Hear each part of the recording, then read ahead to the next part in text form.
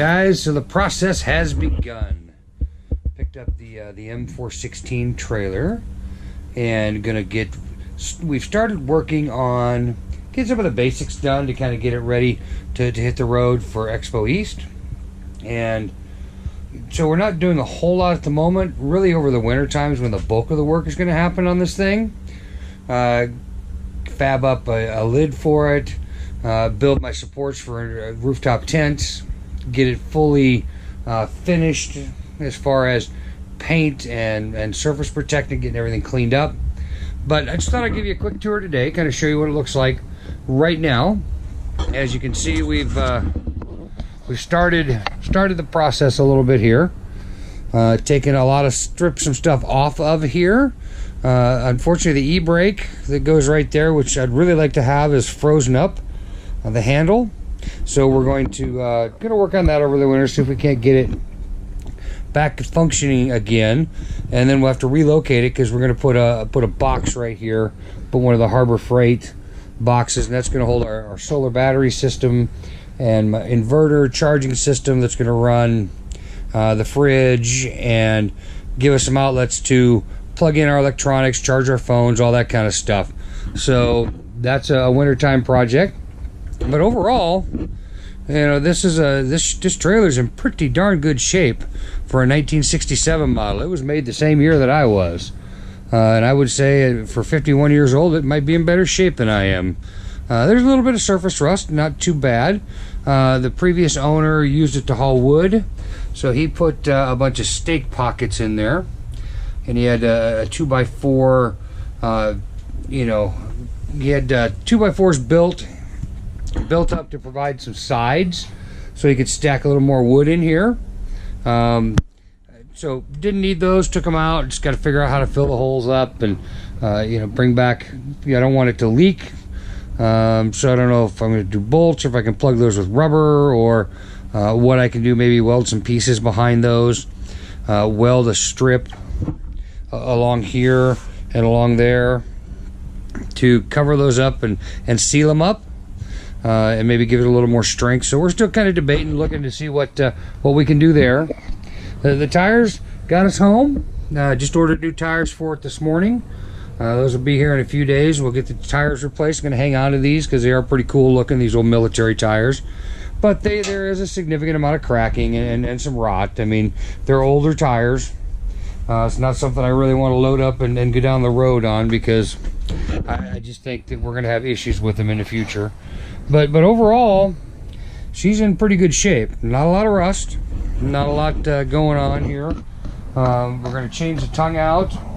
It did come with the extended tongue, and this does look like, and again, I don't know for sure, but it plugs right into where the pintle hitch goes.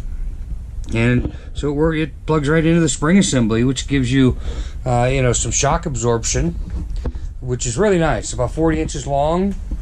I'm changing it out to a pintle hitch here, so a lunette will go here, and the pintle hitch on the back of the Jeep. With these holes, I don't know yet. I'm gonna have to see if this is, you know, structurally sound enough for me to go ahead and put the pintle hitch. It's just gonna slide in. This is just 2-inch tubing or 2.5-inch tubing, like what we use for our hitches. So my pintle lunette's just gonna slide in and pin in, which makes it really easy. I just don't know if I'm gonna have to chop this off and get rid of these holes and just drill one hole for the pintle hitch pin to make it more structurally sound. So we're gonna see what we got to do there. But overall, just like I said, a quick look at the trailer. You know, the 24-volt lighting system was there. Don't know if it works or not. I removed it all. Those things are heavy. Oh my lord! Those lights that came on this thing, I bet you they weigh 15-20 pounds a piece. So we lost 40 pounds taking those off and taking the wiring off. So got some new lights installed. As you can see, it's still got the original military numbers on it. In several places, yeah, the original data plate was there, although he drilled through it, which kind of irritates me. I wanted that left original. But still some of the old original military markings on this thing as well. So overall, great trailer. You know, if you shop around, and a lot of folks are looking for these, I got this one picked up for a little over $700. I had to drive quite a ways to get it, but that was okay. I mean, that's just part of the game and how it works. And we got a lot to do on it this winter, and hopefully you guys will follow along, get some ideas. I'm going to steal some ideas from other folks I've seen. Maybe you get some ideas from me and build your own trailers and have this thing ready for some off-road adventures come spring. So come on along, follow the ride. There'll be a video series out here about this. Don't know how long it's going to take me. I got some other stuff I got to get done this winter as well around the house, or the wife's going to kill me. So this will be fit in amongst those projects, and we'll just kind of give you updates as we go here. Should have some updates in a week or two. Have some of the basics done, getting it ready to go to Expo. All right, guys. Thanks for tuning in today. I really appreciate it, and look forward to the next one. Peace out. Be safe out there. Like, subscribe, ring the bell.